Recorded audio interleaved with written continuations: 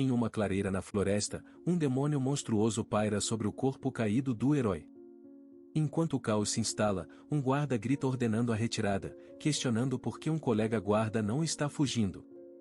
O jovem guarda, no entanto, permanece calmo, observando que eles sequer chegaram à história principal ainda. Ele é um soldado comum que, graças ao vasto conhecimento do jogo, tornou-se o mais forte, mas agora busca esconder sua verdadeira força. Descartando a crise em curso como algo irrelevante, ele avança para interceptar o demônio. O mundo que ele habita agora é o de um RPG chamado Brave of ou Brias Nesse jogo, os jogadores assumiam o papel do herói Allen, lutando contra demônios e criando laços poderosos com amigos. Era um jogo pelo qual ele era obcecado antes de reencarnar nele. Sua vida anterior terminou abruptamente, ele havia morrido de exaustão em uma empresa exploradora. Ele se considera sortudo por ter renascido em seu amado Brias vivendo agora como um simples guarda do portão na capital, Sencia. Enquanto reflete, uma voz chama pelo seu novo nome. Ma, um guarda mais velho, avisa a Silva que é hora de trocar de turno. Silva concorda, pensando consigo mesmo que, embora seja uma pena não ter renascido como o herói Allen, essa nova vida não é nada ruim. Ao sair, Mal lembra de pegar algo. Ele caminha pela cidade movimentada, sentindo-se satisfeito. Comparado ao atoleiro de trabalho de sua vida anterior, ser um guarda do portão que recebe pagamento, mesmo quando faz corpo mole, é praticamente o paraíso. Ele se aproxima de um vendedor ambulante para comprar seu pedido habitual. Enquanto caminha, sua atenção é atraída por uma cena próxima. Um comerciante tenta vender agressivamente uma espada a uma jovem, insistindo que é uma peça de alta qualidade que ele venderá a ela por um preço baixo. A mulher explica educadamente que não é espadachim, mas Silva a reconhece imediatamente. É Charles Orlan, uma personagem importante que se torna amiga do protagonista logo no início do jogo. Uma onda de empolgação o invade, ela era sua personagem favorita. O comerciante continua sua lábia, alegando que a arma é uma espada sagrada abençoada pelo Rei das Fadas, poderosa o suficiente para fazer até um novato desembainhá-la. Internamente, Silva sabe que o homem está mentindo e acha graça da tentativa de enganar Charlie, embora admita que o lado ingênuo dela seja bastante adorável. Vê-la pessoalmente, tão inegavelmente encantadora, é uma experiência avassaladora. Ele sente uma profunda gratidão por sua morte e reencarnação, agradecendo a Deus por aquele exato momento. Ele observa, atônito, enquanto outro jovem de cabelo espetado grita do outro lado da praça, indicando o caminho para Charles. O recém-chegado se aproxima a passos firmes e aponta para o mercador, com confiança, declarando que a espada é falsa. Silva o reconhece imediatamente.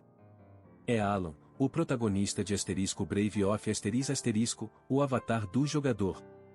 Vê-lo pessoalmente causa uma sensação estranha, especialmente sabendo que, segundo a história, Alan está destinado a se tornar o amante de Charles. Alan então se oferece para acompanhar Charles até o portão do castelo. Como ela está a caminho de coletar ervas, ela aceita, e eles partem juntos, deixando Silva parado e em choque, murmurando o nome dela baixinho. Enquanto ele os observa partir com um ar sombrio, o mercador se aproxima, insistindo que ele não deveria acreditar no que Alan disse. O homem então oferece vender a espada por um preço baixo. O mercador continua sua lábia, afirmando que, com aquela espada, até uma pessoa comum pode se tornar um herói. As palavras captam toda a atenção de Silva. Sua expressão se torna um pouco mais séria. Ele estende a mão, detendo-a do mercador, e recusa a oferta calmamente. Ele explica, com um sorriso gentil, que é apenas um guarda do portão e que uma espada comum é mais do que suficiente para ele. Sua recusa simples deixa o mercador perplexo. O homem mais velho o chama de sujeito estranho e se afasta, resmungando que deveria tentar vender a espada para outra pessoa. À medida que o mercador vai embora, a determinação de Silva se fortalece. Ele não é o herói. Ele não passa de um personagem de fundo, um figurante. Esse papel pertence a Alan. Essa convicção vem de sua vida passada. Ele se lembra de estar sobrecarregado de trabalho e de como jogar Braz era a única coisa de que podia realmente desfrutar. Essa memória reforça seu desejo de ter uma vida simples agora. Ele continuou a refletir sobre o mundo que habitava atualmente. Embora achasse todos os personagens da história cativantes, sua favorita era, sem dúvida, Charlie. Ele sorriu para si mesmo, satisfeito ao saber que, se tudo corresse conforme o roteiro original, Alan e seus companheiros salvariam o mundo da ameaça dos demônios e instaurariam uma era de paz. Com uma onda de pura empolgação, ele cerrou os punhos, percebendo que queria ver toda aquela grandiosidade se concretizar com os próprios olhos. Sua mente trabalhava a mil, traçando um plano. Aquele era um mundo perigoso, onde demônios atacavam humanos constantemente, portanto, a sobrevivência exigia força. Ele decidiu usar seu conhecimento do jogo para esse fim.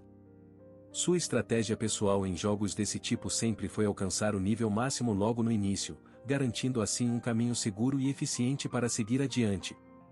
Ele se apressou em esclarecer para. No entanto, ele próprio sabia que isso não significava querer substituir o protagonista, Alan. Ele era alguém que sempre respeitava a obra original, ou usar seu conhecimento a seu favor significava apenas escolher um local adequado onde pudesse treinar arduamente por muitos anos e elevar seus atributos aos níveis máximos. Ele jamais perdoaria alguém que alterasse a história original, mesmo que essa pessoa fosse ele mesmo. Apenas observar o desenrolar dos acontecimentos à distância já bastava. Seus devaneios foram interrompidos pelo retorno de seu colega. Ma estava de volta. O rosto de Silva se iluminou instantaneamente, ele juntou as mãos, encantado, e exclamou que obras originais eram as melhores. Ma olhou para ele, confuso, perguntando do que diabos ele estava falando. O guarda mais velho riu, deixando o comentário estranho de lado. Ele sugeriu que fossem tomar uma bebida depois do expediente. Silva concordou prontamente, fazendo um sinal de positivo e declarando que nada supera uma cerveja após o turno. Rindo de bom grado, Ma notou a empolgação do subordinado e perguntou se algo de bom havia acontecido. Antes que ele pudesse responder, um grito desesperado por socorro cortou o ar. Silva virou a cabeça rapidamente, perguntando-se o que estava acontecendo. Seus olhos se arregalaram diante da cena. Um demônio monstruoso, semelhante a uma aranha, havia surgido dentro das muralhas da cidade, sibilando de forma ameaçadora. Ma ficou paralisado de terror enquanto outros guardas tentavam reagir às pressas. Ma virou-se para o parceiro. "O que foi aquilo, Silva?" perguntou ele. Silva, abalado, murmurou instintivamente o nome do evento. "O dia da cunha", ou ele rapidamente se corrigiu, gaguejando que não era nada, mas sua mente sabia exatamente do que se tratava. O dia da cunha, ou um evento que ocorre uma vez por mês, antes que a história principal realmente engrene. Era um momento em que demônios, que normalmente jamais trabalhariam juntos, cooperavam para atacar o reino. Segundo o roteiro do jogo, nenhum dano significativo é causado nesse evento, e o herói rapidamente extermina os demônios. Mas, quando o ataque começou, Ma, o guarda veterano, gritou ordens para que seus homens fechassem a formação. Eles deveriam manter a linha de defesa até a chegada do herói. A criatura, um mero demônio de nível 1, não era avassaladoramente poderosa. Ainda assim, era forte demais para ser derrotada por um soldado comum. Silva observava a luta de seu companheiro, as lâminas deles não conseguiam causar um impacto significativo na besta. Ele pensou que eliminar o demônio por conta própria não seria difícil, mas relutava em alterar drasticamente o cenário. Decidiu apenas cumprir seu dever como guarda do portão e conter a criatura. Seus pensamentos foram interrompidos quando Ma gritou de dor, atingido pelo monstro. O olhar de Silva endureceu enquanto ele se perguntava quando o herói finalmente apareceria. Num instante, Silva estava ao lado dele, perguntando se estava tudo bem. Ma dispensou a preocupação com um gesto, insistindo que fora apenas um arranhão. Mas, quando Silva se virou novamente, o demônio havia desaparecido. Cerrando os punhos, ele amaldiçoou a criatura por ousar ferir Ma antes de fugir. Ma ficou surpreso com aquela reação incomum. Ele se perguntou se Silva sempre fora tão ágil. Enquanto isso, longe do caos no portão da cidade, Charles Orlan descansava à beira de um riacho tranquilo, enquanto Alan brincava na água ali perto. Tendo terminado de coletar ervas, ela decidiu que era hora de se reunir com Allen e começou a calçar as botas. Seus movimentos pararam quando um farfalhar repentino nos arbustos próximos chamou sua atenção. Olhando para a folhagem densa, ela chamou, perguntando se havia alguém ali. Silva corria pela floresta, perseguindo um inimigo. Ele notou a velocidade incrível da criatura e considerou tentar detê-la cortando uma de suas pernas. De repente, seus olhos se arregalaram de choque. Ele freou bruscamente, com o olhar fixo em Charles Orlan, que estava parada em uma clareira à frente. Ele ficou atônito, perguntando-se o que ela poderia estar fazendo ali. Sua mente acelerou enquanto ele tentava recuperar a compostura. Ele sabia, e com a estranha certeza de que Charles não deveria estar ali, de que aquilo fugia às regras do jogo. Uma onda de pânico o atinge ao perceber que a vida dela corre perigo, um destino que ela não deveria sofrer. Seu medo se concretiza quando um demônio monstruoso de pele escura e cabelos brancos surge atrás de Charles, erguendo uma mão com garras para atacar.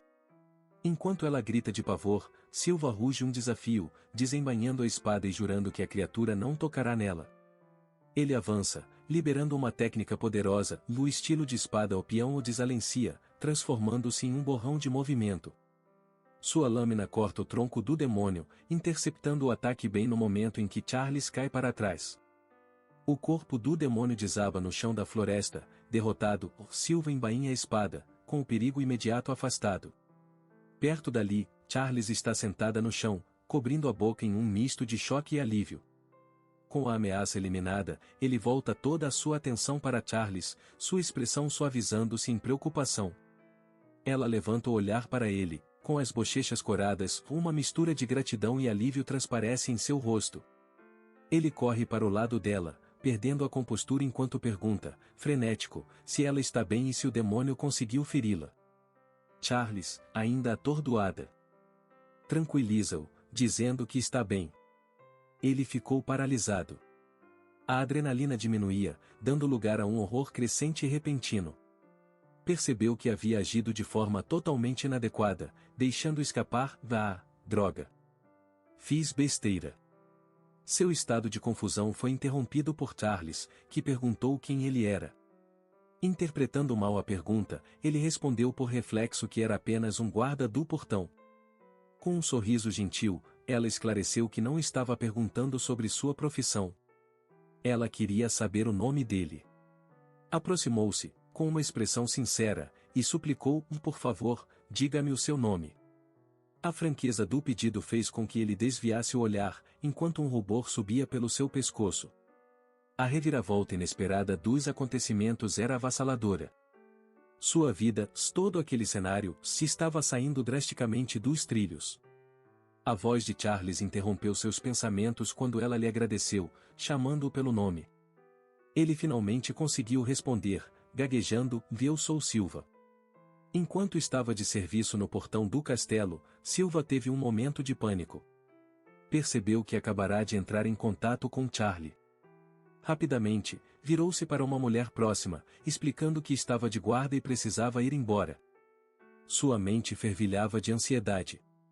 Recordou-se de que não tivera escolha a não ser derrotar um demônio diante dela. E agora, preocupava-se que essa ação pudesse influenciar o enredo de alguma maneira imprevista. Enquanto se inquietava, seu superior, chamou-o pelo nome. O guarda mais velho informou-lhe que havia uma convocação direta do capitão da Guarda Sagrada de Elite. Atônito, Silva questionou se havia ouvido corretamente, perguntando se realmente se referia ao capitão. Ele deu um sorriso sombrio, dizendo que, embora não soubesse em que tipo de encrenca Silva havia se metido, cuidaria de seu funeral. Silva implorou para que ele não dissesse coisas de mau agouro. Riu e pediu desculpas, mas acrescentou um aviso sério. O capitão da Ordem dos Cavaleiros Sagrados de Elite era conhecido por ser extremamente rigoroso. Ele torcia para que Silva escapasse apenas com uma bronca. Logo, Silva chegou ao seu destino, na imponente sede da Ordem dos Cavaleiros Sagrados de Elite. Lá dentro, 2 cavaleiros em armadura completa o escoltaram pelos corredores de pedra. Um guarda confirma que está tudo em ordem e indica o caminho a seguir. Enquanto ele avança, uma gota de suor escorre por sua têmpora. Ele levanta o olhar com determinação, pensando que deve fazer todo o possível para evitar encontrá-la. Enquanto isso, em um escritório repleto de estantes de livros, uma mulher vestindo uma armadura ornamentada lê um relatório. Ela é a capitã dos Cavaleiros Sagrados de Elite. Seus olhos se arregalam de incredulidade ao encarar o documento em suas mãos. Pela janela atrás dela, via-se Silva se aproximando do escritório com uma súbita e explosiva onda de energia. Ela golpeia o ar à frente, estilhaçando o vidro da janela enquanto exibe um sorriso brilhante e acolhedor. Silva entra no recinto logo após a porta se fechar com um estrondo. A capitã o saúda calorosamente, chamando-o pelo nome. Ele observa a aparência dela, cabelos prateados e brilhantes, olhos azuis profundos como o oceano e um físico que ele reconhece como um dos melhores do jogo. Ele a identifica imediatamente. Elda Snow White, capitã da Ordem dos Cavaleiros de Elite. Para ele, ela também é um interesse amoroso conquistável no mundo de Brias. Com cautela, ele pergunta se ela precisa dele para algo. Fazendo um bico, ela o chama de cabeça dura e pergunta se ele realmente não entende por que está ali. Uma compreensão súbita e aterrorizante atinge Silva. Por algum motivo, Elda sabe de suas verdadeiras habilidades. O fato de ela tê-lo chamado especificamente lhe dá um pressentimento muito ruim. Seu medo se confirma quando a expressão dela se torna severa. Inclinando-se para a frente, ela pergunta diretamente: foi você quem eliminou o demônio, não foi? Silva estremece, surpreso com a acusação. Elda explica a situação, mencionando o ataque do demônio ocorrido dias antes e um relatório sobre o cadáver da criatura, que foi encontrado completamente despedaçado. Ela prossegue com seu raciocínio lógico, afirmando que o demônio apresentava sinais de ter sido derrotado por uma técnica chamada opião. Excetuando-se o herói, a única pessoa capaz de tal feito seria a capitã da Ordem dos Cavaleiros Sagrados, que, no entanto, não estava presente. Ela fixa o olhar nele, exigindo saber quem mais poderia ter feito aquilo. Silva fica sem palavras. Elda recosta-se na cadeira, declarando que chegou a hora de ele encarar a realidade. Uma pessoa com o nível de habilidade dele, ela insistiu, deveria dedicar-se a servir o país como cavaleiro. Ele rebate a acusação, apontando que ela excluiu especificamente o herói de sua linha de questionamento. Ele se pergunta em voz alta se é possível que tenha sido o herói quem derrotou o demônio. Internamente, porém, um único pensamento o consome. Se ele confessasse, sua vida pacífica seria completamente arruinada. A capitã ela tamborila os dedos na mesa, descartando a teoria dele como ingênua. Ela explica que o herói tem o dever de relatar ao país todas as eliminações de demônios. No entanto, a derrota da aranha permanece oficialmente desconhecida. Inclinando-se para frente com um sorriso intenso, ela declara que não tolerará isso e exige que ele aceite a realidade da situação e juntar-se à Ordem Noturna. A expressão dela se contorce em choque e descrença diante da recusa persistente dele. Ela exige saber como ele ainda pode negar. Do outro lado da sala, Silva retruca que ela não tem provas concretas para suas alegações. Frustrada, ela questiona por que ele é tão veementemente contra a ideia de se juntar à Ordem dos Cavaleiros. Ela começa a listar os benefícios, um salário generoso e várias outras vantagens oferecidas pelo país, que superariam em muito a sua situação atual. Ele reconhece a validade do argumento dela, mas explica suas ressalvas. Como cavaleiro, ele seria obrigado a assumir missões, tendo como função principal dar suporte ao herói e proteger o país. A ideia de tal responsabilidade lhe desperta sentimentos conflitantes. Continuando, ele afirma categoricamente que não quer se aproximar dos personagens principais. Quando Elda pergunta o que ele quer dizer com isso, ele rapidamente desconversa, dizendo que não é nada, embora reafirme internamente sua convicção. Ele não tem absolutamente nenhum plano de se tornar cavaleiro. A expressão dela se endurece. Ela diz que a relutância dele é um verdadeiro desperdício. Percebendo que a tentativa de persuasão falhou, ela conclui que não pode mais se dar ao luxo de ser exigente quanto aos seus métodos. Enquanto ela se levanta da mesa, Silva, atônito, apenas observa, sem entender o que ela quer dizer. Silva encara, em choque, um documento que a capitã da elite dos cavaleiros coloca diante dele. É uma carta de admissão, contendo uma assinatura que ele nega veementemente ter feito. Ele recua, percebendo que ela foi longe demais. Ele pensa consigo mesmo que, como capitã da Ordem dos Cavaleiros, ela poderia facilmente sair impune de tal falsificação. A postura ameaçadora dela desaparece num instante.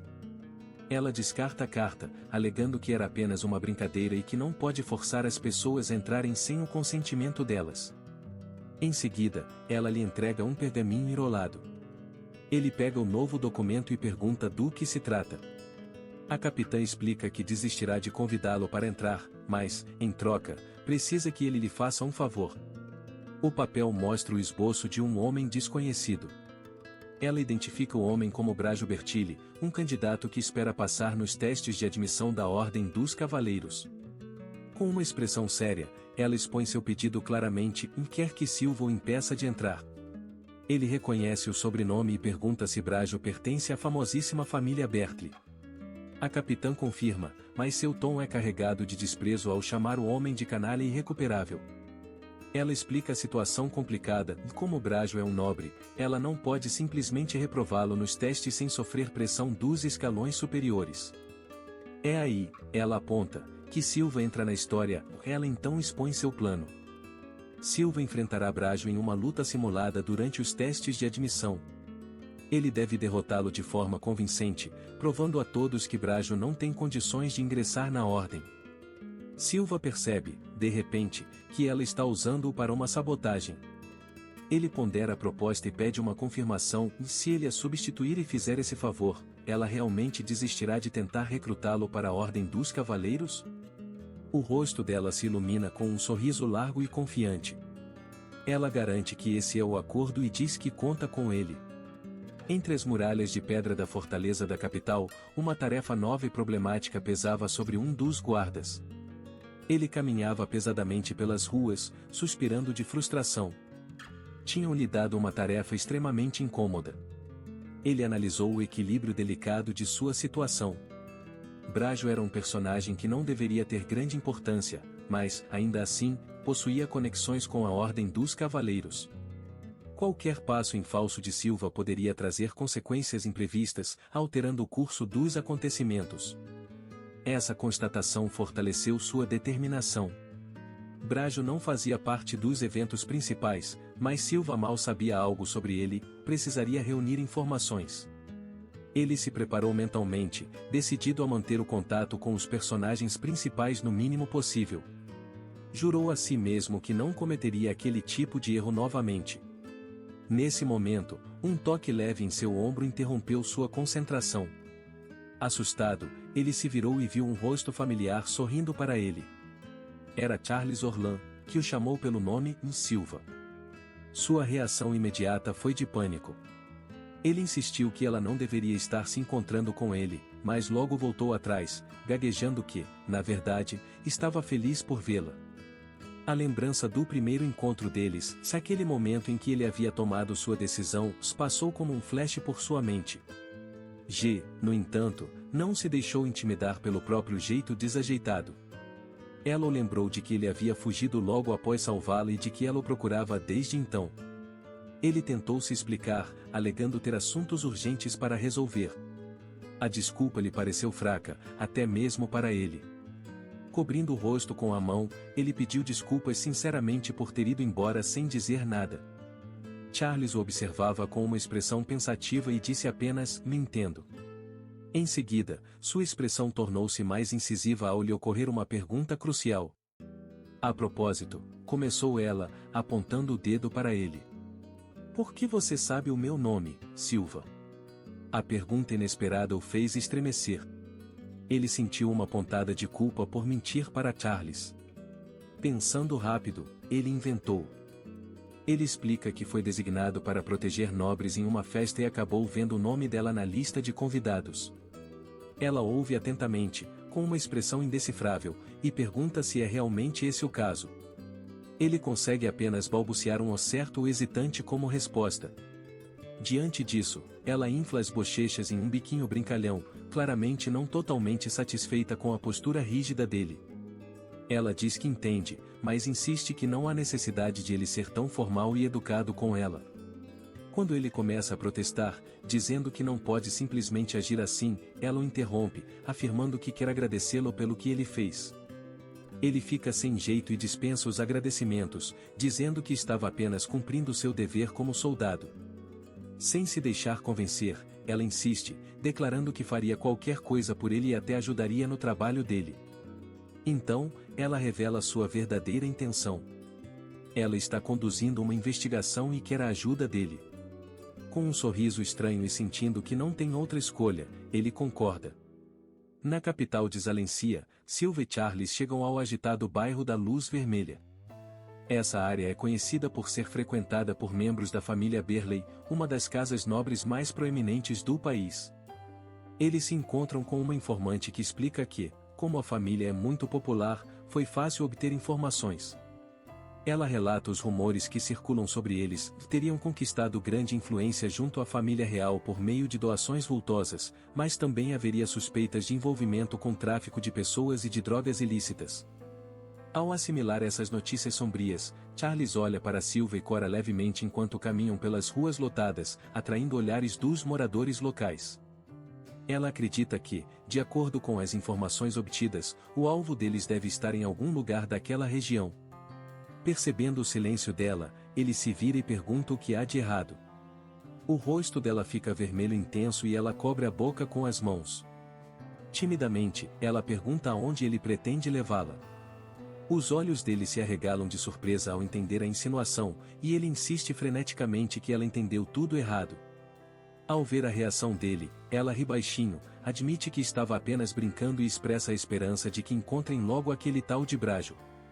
Acontece que o alvo deles, Brajo, é conhecido por ser um perdulário. Ele esbanja o dinheiro dos pais, comprando grandes quantidades de álcool todos os dias e vagando por aí em um estado de embriaguez profunda.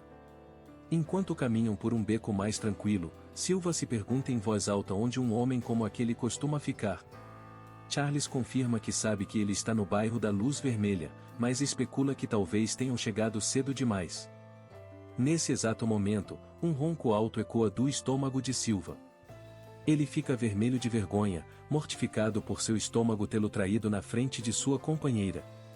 Pedindo desculpas, ele pergunta timidamente a Charles se ela está com fome e quer comer alguma coisa. Ele concorda, decidindo que deveriam procurar um restaurante com comida saborosa. Charles admite que também está morrendo de fome, seus olhos brilham ao apontar para um estabelecimento próximo, notando um cheiro apetitoso vindo de lá e sugerindo que verifiquem o local. A sugestão dela se mostra acertada. Lá dentro, Charles dá uma mordida grande e satisfatória em um hambúrguer, com uma expressão de puro prazer. Enquanto ela come, Silva observa com um olhar de surpresa. Ele se lembra de ter lido que ela, uma nobre, adora hambúrgueres, mas acha a realidade disso inesperadamente encantadora. Ele continua observando enquanto Charles parece desanimada, lamentando que seja uma pena ela nunca conseguir dar uma mordida completa e satisfatória. Silva reflete que não há muito o que fazer, dadas as mãos e a boca pequenas que ela tem. Ela encara a refeição, ponderando sobre o problema. Após um momento, decide que não é tão ruim assim, já que ainda pode comer o pão. Com essa conclusão, ela dá uma mordida delicada apenas no pão. Silva compreende agora que deve ser assim que ela costuma comê-los.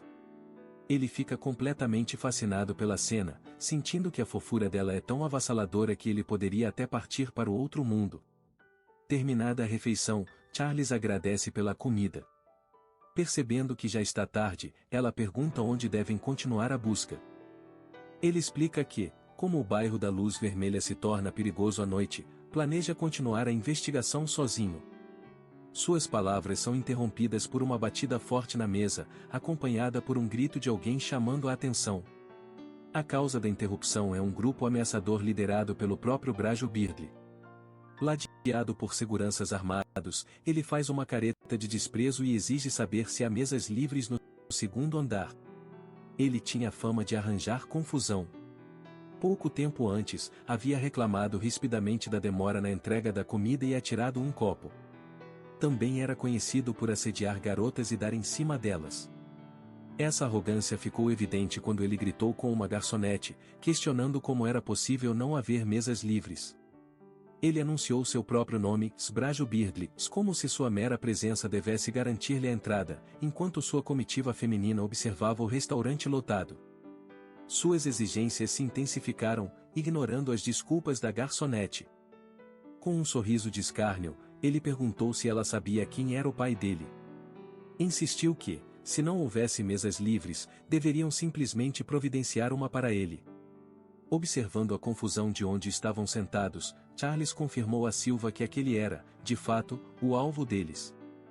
Ela comentou que ele era exatamente o canalha que os boatos descreviam, enquanto Silva ouvia atentamente. Após aparentemente empurrar a garçonete no chão, Brajo zombou, chamando os funcionários de lixo inútil. Declarou que simplesmente procuraria outro restaurante. Quando ele começou a se virar para sair, Charles chamou a atenção de Silva. Ela se inclinou para a frente com uma expressão pensativa.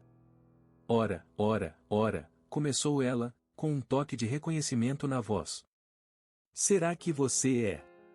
Antes que ela pudesse terminar, Brajo surgiu imponente sobre a mesa deles, com o olhar fixo apenas nela e um sorriso largo e perturbador. Ele a chamou pelo nome completo, de Senhorita Charles Orlan. Silva observava, mantendo uma expressão cautelosa. Ele se aproximou, tentando adotar um tom amigável, pediu que ela não fosse tão fria e alegou que haviam se conhecido recentemente em uma festa da nobreza. Charles, no entanto, não demonstrou qualquer reconhecimento e perguntou se já haviam se encontrado antes. O fato de ela não se lembrar dele o deixou furioso. Seu rosto se contorceu enquanto ele perguntava, de forma ameaçadora, se ela estava realmente dizendo que não se lembrava dele. Charles fechou os olhos, tentando recordar, mas admitiu que não conseguia.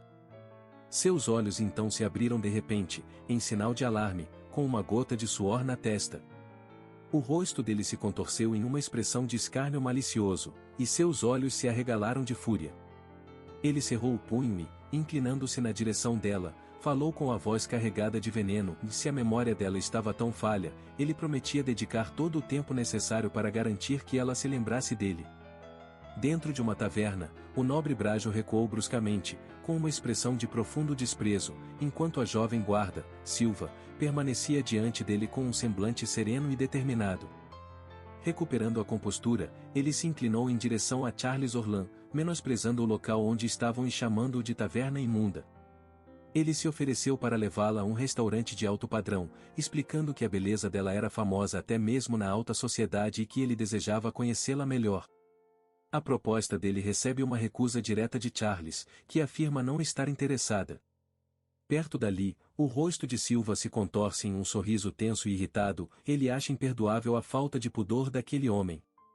Ela reitera seu desinteresse, mas Brajo insiste, oferecendo-se para lhe servir iguarias requintadas, bebidas alcoólicas e sucos de frutas luxuosos. Com um suspiro de exasperação, Charles aponta que ela ainda não tem idade para beber. As sucessivas rejeições finalmente fazem a fachada encantadora de Brajo rachar. Seus olhos se estreitam em desprezo enquanto ele a encara, vendo-a como uma mera mulher qualquer. Sua atenção então se volta para Silva. Ele aponta o dedo para o guarda e pergunta a Charlie se aquele é o guarda-costas dela. Antes que ela possa responder, Silva dá um passo à frente e confirma pessoalmente, declarando ser, de fato, o guarda-costas de Lady Charles de Orlan. Ele acredita que essa declaração lhe dará a justificativa perfeita para protegê-la caso Brajo faça qualquer movimento indesejado. Surpreendida pela declaração repentina, Charles desvia o olhar, com um leve rubor nas bochechas enquanto gagueja uma concordância. A confirmação faz Brajo cair em uma gargalhada histérica. Ele zomba da ideia de que um homem com uma aparência tão comum, como a de um figurante qualquer, pudesse servir de guarda-costas para uma nobre. Enquanto o nobre zomba dele, Silva cerra os dentes e um sorriso largo e ameaçador se espalha por seu rosto, ao cogitar a ideia de simplesmente decepar a cabeça do homem. Não compreende imediatamente o que ele quer dizer. Ele percebe que essa é a oportunidade perfeita para obter informações sobre Brajo. Nesse momento, eles são confrontados pelos guardas do nobre. O guarda-líder afirma que querem pôr à prova a habilidade de Charles com o arco. Ela lança um olhar de soslaio para ele, uma compreensão silenciosa surge entre os dois enquanto encaram os homens armados. Voltando sua atenção para os guardas, Silva aceita o desafio com calma. O guarda-líder abre um sorriso, respondendo que era exatamente isso que ele queria ouvir. Estalando os nós dos dedos com força, ele faz uma exigência, eles deverão contar todas as maldades de Brajo. Um baque surdo ecoa quando os guardas, subitamente aterrorizados, rendem-se imediatamente, gritando que contarão tudo. Ele ouve atentamente, com os olhos arregalados de incredulidade, enquanto o guarda aterrorizado começa a falar. O homem, suando e tremendo, admite que as vilanias de Brajo são inúmeras, afirmando haver ainda mais a revelar. Ele relata uma longa lista de crimes, venda de drogas falsificadas, chantagem e agressão física, confirmando que o nobre era, nas palavras dele, um canalha da pior espécie. Um dos homens de Brajo aponta uma faca para Silva, revelando o plano de seu mestre. Após passar pelos testes de admissão, Brajo pretende obter algo contra o capitão para assumir o controle total da Ordem da Noite. Ele compreende que a intenção de Brajo é subjugar a ordem à sua vontade, uma manobra que colocaria em risco a população da cidade e permitiria que a corrupção se alastrasse por todo o país. Silva percebe que precisa intervir para impedir essa trama. Agora, de pé sobre os guardas derrotados, ele diz que não relatará a derrota deles. Ele ordena que retornem ao mestre com uma história inventada sobre a vitória e que jamais mencionem o que realmente aconteceu. Enquanto ele lida com a situação, Charles Orlan se aproxima, chamando-o de Silva. Ela comenta que nenhum soldado comum seria capaz de fazer o que ele fez, se eliminar um demônio com tamanha facilidade, se pergunta diretamente como ele se tornou tão forte. Ele se vira para ela com um sorriso largo, explicando alegremente que foi fruto de um treinamento árduo ao longo de muitos anos. Ele diz que esteve escondido nas montanhas. Ele explica que o lugar estava infestado de monstros e que ele quase morria todos os dias, foi assim que ficou tão forte. Ao notar a expressão de preocupação de Charles, ele rapidamente a tranquiliza, dizendo que ela não precisa recorrer a métodos tão perigosos. Ele abre um sorriso caloroso, apostando a própria vida que Charles ficará mais forte sem passar por tamanhas provações. Tocada pela convicção dele, Charles responde que, se ele pensa assim, ela confiará nele. Com a questão resolvida, eles seguem caminho juntos. Silva anuncia que está com fome e sugere procurar em outro lugar para comer, levando Charles a perguntar se ele vai pagar a conta. Mais tarde, naquela noite, a silhueta de uma torre se destaca contra o céu estrelado. Ouve-se a voz de Charles confirmando que, é claro, ela pagará a refeição dele, como todo asterisco nerd asterisco tem o dever de fazer com seus favoritos. Chega o dia das provas de admissão para a Ordem da Noite. É anunciado que a 127ª edição das provas começará com o primeiro exame, um combate simulado. As lutas serão individuais, definidas por sorteio, com os vencedores avançando para a próxima etapa. Segurando o aviso da prova, Silva reúne forças, determinado a impedir que Bra se apodere da Ordem. Ele não esperava encontrar seu alvo tão cedo. Brajo aponta o dedo de sua manopla de forma agressiva, reconhecendo-o como o guarda-costas de aparência sem graça que vira anteriormente. Sem se deixar abalar, Silva oferece uma saudação simples, surpreso por ver Brajo ali também. O nobre faz uma careta de desprezo e comenta que poderia dizer o mesmo. Ele revela que seu guarda-costas havia relatado o desfecho do encontro anterior e que deveriam ter dado uma surra em Silva para lhe ensinar uma lição. No entanto, ele observa, com um sorriso astuto, que Silva não parece nem um pouco ferido. Silva explica que tinha ido à igreja buscar uma poção de cura. Ele admite que a poção custou caro, acrescentando um comentário ácido sobre a dificuldade que Brajo teria para pagar por uma. Brajo explode de fúria com o insulto, zombando da simples menção a uma poção de cura. Ele faz um gesto grandioso em direção à sua própria armadura reluzente, gabando-se de ser um equipamento de primeira linha, forjado em oricalco, um material extremamente raro. Nesse momento, uma voz oficial anuncia os nomes de ambos, convocando Brajo Bertilli Silva para o centro da arena de treinamento.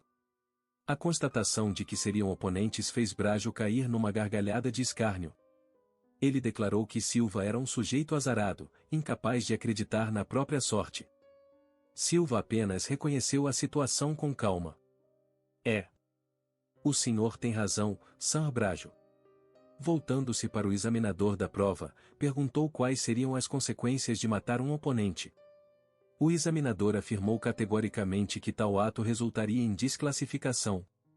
Uma expressão de falso alívio surgiu no rosto de Brajo ao voltar-se para Silva, dizendo ao soldado da máfia que ele havia escapado por pouco.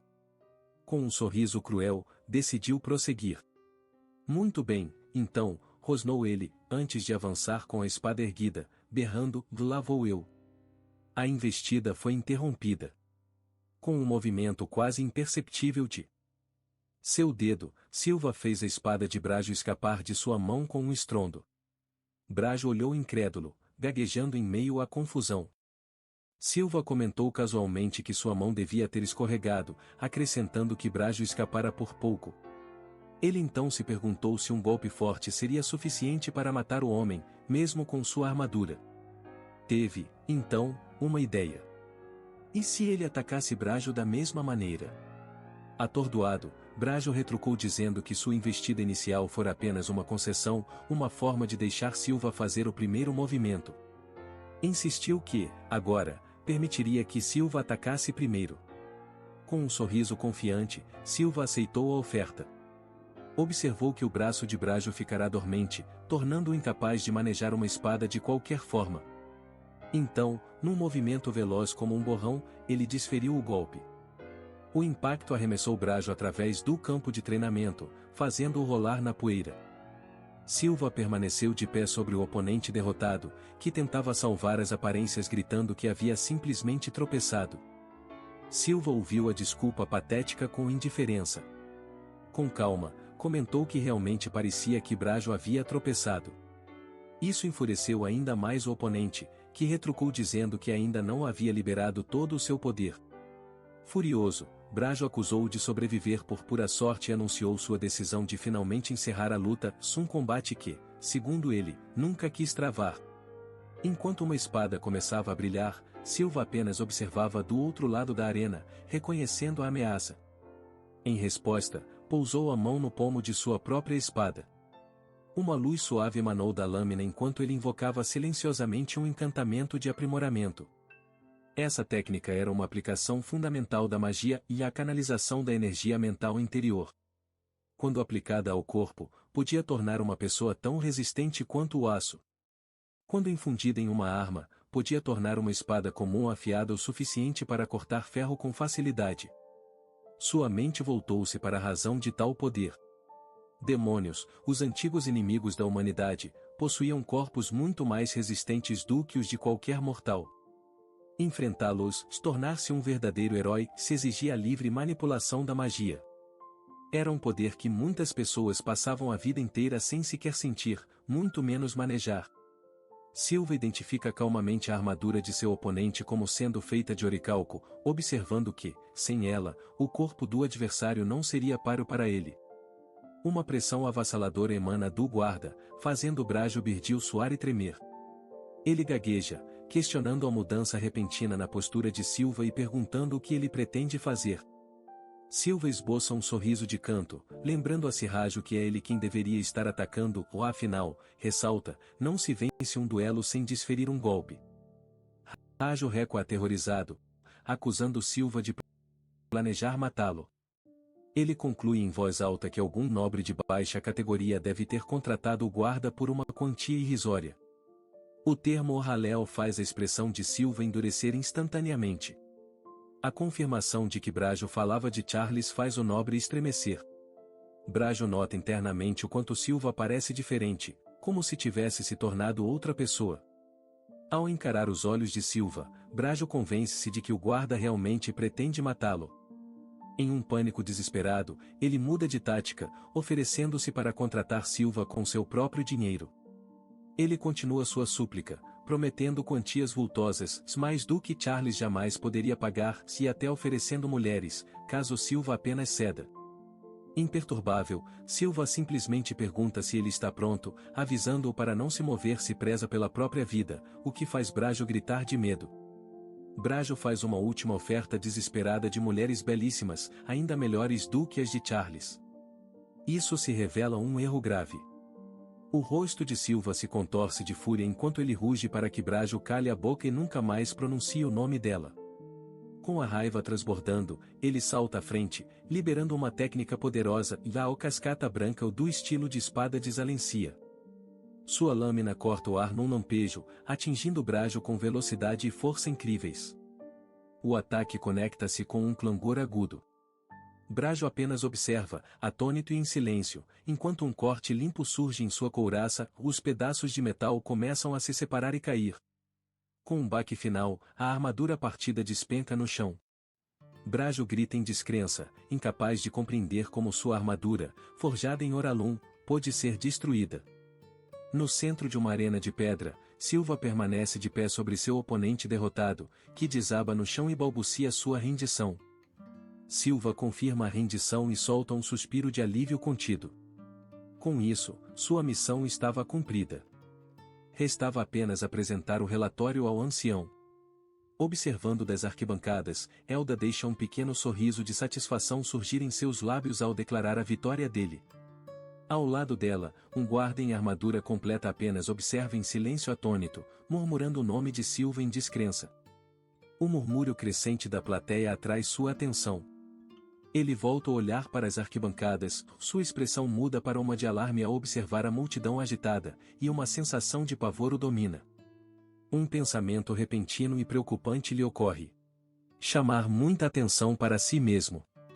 Dentro de seu escritório, a capitã Elda está sentada à mesa com uma expressão de satisfação. Ela se dirige ao guarda à sua frente, afirmando que, graças aos esforços dele, conseguiram impedir com sucesso que Brajo se juntasse à ordem deles. Ela continua, com os olhos fechados em serena determinação, prometendo que reunirão provas concretas das ações cruéis de Brajo para garantir que ele seja preso. As atitudes dele, ela declara, são imperdoáveis, enquanto agradece a Silva mais uma vez. Com a expressão endurecida pela determinação e o punho cerrado, Silva diz à capitã que conta com ela. Elda então o lembra da promessa que fizeram. É hora de fazer Brajo pagar por ter insultado Charlie. Ela então o informa que, como ele ajudou a frustrar os planos de Brajo, ela não o convidará mais para integrar a Ordem dos Cavaleiros. O rosto dele se ilumina imediatamente com um sorriso largo e aliviado. Ele expressa sua sincera gratidão, radiante por saber que seus dias de tranquilidade finalmente voltarão. Elda observa a cena um tanto surpresa, percebendo que ele fala totalmente a sério sobre não querer entrar para a ordem. Sua surpresa logo dá lugar à incredulidade, e seus olhos se enchem de lágrimas. Ela insiste, perguntando se ele tem certeza absoluta. Sem hesitar um instante sequer, Silva confirma que tem certeza absoluta. Não tem o menor interesse. A compostura dela desmorona completamente e ela bate os punhos na mesa. Elda explode em um acesso de choro infantil, gritando que ele deveria trabalhar para ela como cavaleiro e exigindo saber por que ele não quer, ela chora, dizendo que o quer ao seu lado. Silva fica atônito, percebendo que se trata de um tipo de promessa completamente diferente do que havia imaginado.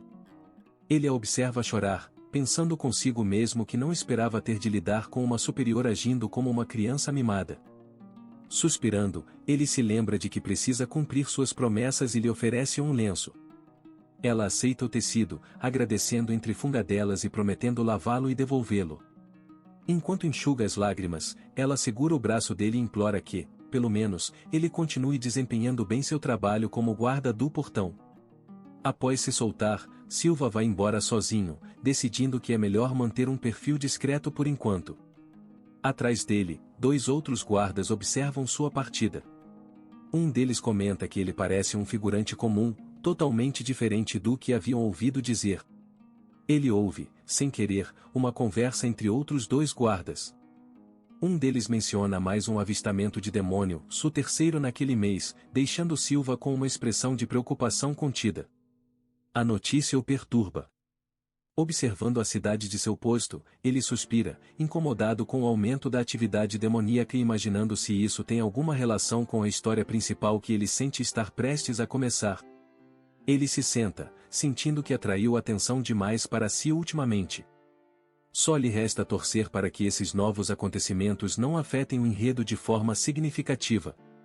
Ele reflete que, como Alan é o protagonista, um final feliz para aquele mundo está praticamente garantido. Sua mente projeta, por um breve instante, a imagem de Alan como uma figura heroica e triunfante. Seus pensamentos são interrompidos por uma batida repentina e estrondosa nas proximidades. Ele vira a cabeça rapidamente, sobressaltado, enquanto uma gota de suor escorre por sua têmpora. Ele levanta o braço instintivamente quando algo aterrissa com força imensa, levantando poeira e destroços. Através da nuvem de poeira, ele vê uma mulher sorrindo para ele lá de cima. Percebendo com um sobressalto quem poderia ser, ele vê a figura se revelar, uma mulher vestindo trajes escuros e ornamentados, com uma espada embainhada ao lado do corpo. Ela olha para o guarda atônito no chão. Aí está você, diz ela, chamando-o pelo nome. Silva, ela se apresenta em seguida, com um sorriso confiante. Heroína de classe especial, Kagaya. Sua chegada dramática atrai imediatamente uma multidão. Os espectadores começam a cochichar entre si, reconhecendo a famosa Lady Kagaya e perguntando-se o que uma heroína de classe especial estaria fazendo ali. Enquanto Silva tenta escapar discretamente, esperando manter ao mínimo contato com personagens principais, Kagaya se aproxima dele. Querido, ela sussurra, com um olhar malicioso. Estou te procurando há uma eternidade. Antes que ele possa reagir, ela o abraça fortemente por trás. Para onde você está fugindo, deixando sua querida esposa para trás? Ela pergunta, enquanto o guarda, desconcertado, grita silenciosamente por socorro. Ainda preso no abraço dela, ele ouve Kagaya se apresentar. Ela declarou ser um interesse amoroso conquistável que surgira do nada e, isso que é mais importante, a única heroína a receber o título de Ograu especial. Ela se gabava de sua habilidade excepcional tanto com magia quanto com a espada, sendo tão poderosa que certa vez despedaçou um demônio de nível 4 enquanto ria. Em suma, ela proclamou ser a arma suprema da humanidade. Então, aproximou-se e descreveu a si mesma como um verdadeiro monstro. Mais importante ainda, ela revelou que, assim como Elda, estava ciente das verdadeiras habilidades dele. Esse conhecimento, explicou ela, era o motivo de sua obsessão por ele. Embora reconhecesse que Alan era, supostamente, a alma gêmea dele, Kagaya estava convencido de que o destino havia unido os dois. Dominado pela situação, ele tentou mudar de assunto, sugerindo que ela o esquecesse e se concentrasse em seus deveres como heroína. Ele apontou que a atividade de demônios estava intensa ultimamente. Ela descartou a ideia imediatamente, afirmando que tais deveres não lhe interessavam. Estar com ele, insistiu ela, era uma perspectiva muito mais atraente. Os olhos dele se arregalaram em descrença. Ele não conseguia compreender como alguém com o título dela podia menosprezar tanto suas responsabilidades, enquanto tentava protestar dizendo que não se lembrava de eles terem se casado. Ela simplesmente se aproximou rapidamente. Declarou que, é claro, tinha permissão para estar com ele. Afinal, ela era sua esposa. Enquanto ela planejava animadamente a cerimônia de casamento, ele sentia como se estivesse falando com uma parede. Embora uma pequena parte dele admitisse que a oferta era tentadora. Sem se abalar, Kagaya sugeriu de repente que visitassem um café interessante que ela havia descoberto, para passarem um tempo de qualidade juntos como casal. Antes que ele pudesse responder adequadamente, ela agarrou seu braço e começou a puxá-lo, ignorando completamente seus protestos sobre o estado civil deles. Enquanto isso, na sede da Ordem dos Cavaleiros Sagrados, Elder analisava um relatório em sua mesa, sua expressão se fechou ao ler as notícias. Os Cavaleiros Sagrados haviam falhado mais uma vez em capturar o demônio amaldiçoado. Ela estava em seu escritório, com os pensamentos consumidos por um único nome, Silva.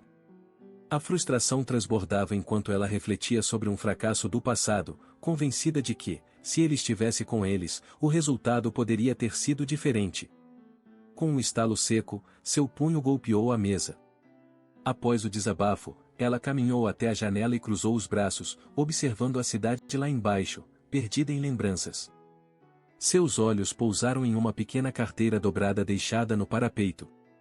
O objeto trouxe a imagem dele de volta à sua mente. Ele era alguém peculiar, pensou ela. Mesmo agora, em uma situação tão difícil, ela se via esperando, inexplicavelmente, que ele fizesse algo extraordinário. Sua mente voltou a um campo de batalha caótico. O grito desesperado de um cavaleiro ecoou. O herói havia sido capturado. Aquela frase, a pior que se poderia ouvir em batalha, era compreensível, dada a quantidade avassaladora de inimigos. Enquanto um enorme demônio com chifres segurava o herói caído, ela assumiu o comando, ordenando que todos recuassem enquanto ela ganhava tempo para eles. Ela sabia que reforços já haviam sido chamados, Kaguya estava a caminho. No entanto, ferida como estava, perguntava-se quanto tempo conseguiria resistir. Como ainda levaria algum tempo até a chegada de Kaguya, ela decidiu cumprir seu dever e minimizar os danos, reduzindo ela mesma o número de demônios. A luta foi extenuante. Ela pensou que, se fossem meros demônios de nível 1, teria dado conta deles mesmo com o ferimento. Contra demônios de nível 2, porém, a tarefa era árdua demais. Um impacto súbito e agudo faz uma onda de dor percorrer seu corpo. O membro com garras de um demônio perfura profundamente sua lateral. Cerrando os dentes contra a agonia, ela fortalece sua determinação, declarando a si mesma que não tem a menor intenção de se sacrificar em vão. Uma luz tênue começa a emanar de sua armadura. Ela avança, desferindo um golpe amplo que corta o peito do demônio chifrudo. A criatura apenas sorri, imperturbável, ignorando a besta, ela passa correndo, desesperada para alcançar seus companheiros. Mas o demônio ruge, indicando que não seria tão fácil assim, e salta pelo ar para interceptá-la. Uma visão aterrorizante, tendo ao fundo seus cavaleiros encolhidos de medo. Ela se lembrava dele claramente daquele dia. Ele não era um cavaleiro de armadura prateada reluzente e, em vez disso, vestia aço surrado e calçados simples. Ainda assim, foi ele quem permaneceu firme e encarou o demônio diretamente nos olhos. Quando ela começou a gritar um aviso, ele a interrompeu, dizendo que eles nem haviam chegado à atração principal ainda. Dito isso, ele avançou, brandindo a espada e gritando palavras incompreensíveis. Elda apenas observava, achando que o esforço dele seria inútil. Mas Kaguya, que também estava lá, via a situação de outra forma. Elda recordava a expressão dele naquele momento, pensando que ele era, de longe, o mais belo de todos os cavaleiros que ela já vira. A lembrança se dissipou. De volta ao presente, Elda explicou a Silva que, desde aquele dia, ela vinha pedindo incessantemente que ele se juntasse à Ordem dos Cavaleiros Sagrados. No entanto, ela observou com um toque de frustração que ele sempre recusava a oportunidade. Ela o segurou pela gola, com a voz carregada de convicção. Disse-lhe que sentia que ele havia recebido um poder especificamente para proteger aquele mundo. No dia seguinte, Elda chegou ao local de um ataque. Um cavaleiro de serviço a cumprimentou, demonstrando surpresa por ela ter vindo pessoalmente. O cavaleiro informou que havia 2 vítimas. Ele explicou que aquilo parecia obra de um demônio astuto, já que quase não restaram vestígios.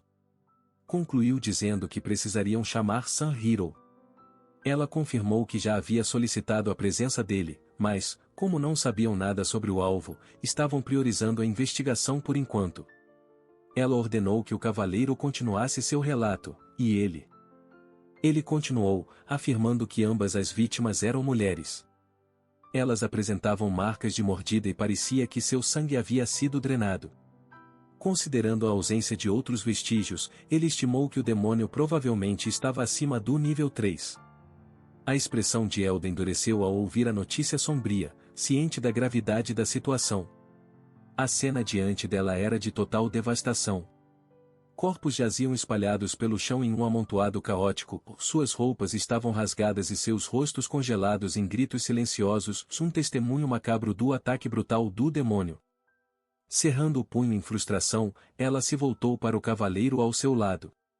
Ordenou que ele transmitisse uma mensagem aos outros cavaleiros e convocasse Silva, o guarda do portão, para o quartel-general da Ordem. Sua voz então se elevou, colocando todos os cavaleiros sagrados e soldados em alerta máximo e ordenando que o regimento de batedores ampliasse imediatamente sua área de busca. Ladeada por guardas armados, Kagaia se aproxima de Silva, expressando sua empolgação pela primeira missão conjunta e chamando-o de "o querido". Visivelmente desconcertado, Silva exige que ela pare de usar essa expressão, enquanto lamenta internamente a situação. O dia anterior já havia sido difícil com Kagaia o seguindo por toda parte. E agora, ele fora designado para investigar o ataque do demônio. Ele sente que se meteu em uma situação complicada. A cena muda para algumas horas antes, durante um briefing com a capitã da elite dos cavaleiros, Elda. Silva pergunta sobre um vampiro, e ela confirma a informação. Ela esclarece que o vampiro é o apelido popular dado ao responsável pelo ataque demoníaco ocorrido no dia anterior. Continuando o relatório, ela informa que houve 2 vítimas. Seus corpos foram encontrados totalmente drenados de sangue, com marcas de mordida distintas no pescoço. De volta ao presente, Silva pergunta em voz alta o que Kagaia está fazendo ali.